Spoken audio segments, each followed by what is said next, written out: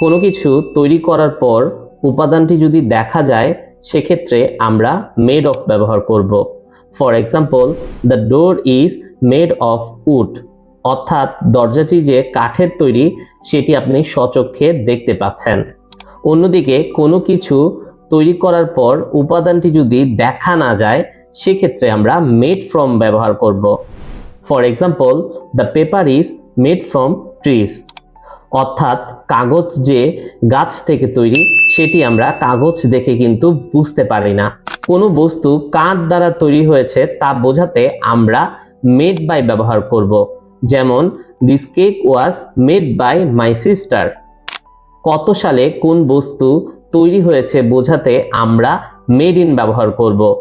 এই ধরুন, this movie is made in 2012।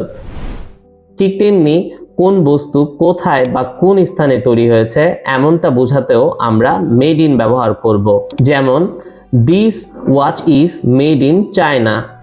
আপনার কাছে বা আমার কাছে যা আছে তা দিয়ে কাজ চালিয়ে নেওয়া বোঝাতে আমরা মেক ডু ব্যবহার করব।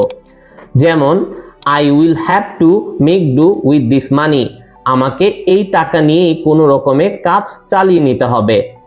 আবার আমরা কোনো কিছু বুঝতে পারছি বা পারছি না বোঝাতে আমরা মেক আউট ব্যবহার করতে পারি। যেমন, I can not make out what you say, তুমি কি বলছো আমি বুঝতে পারছি না। ধন্যবাদ।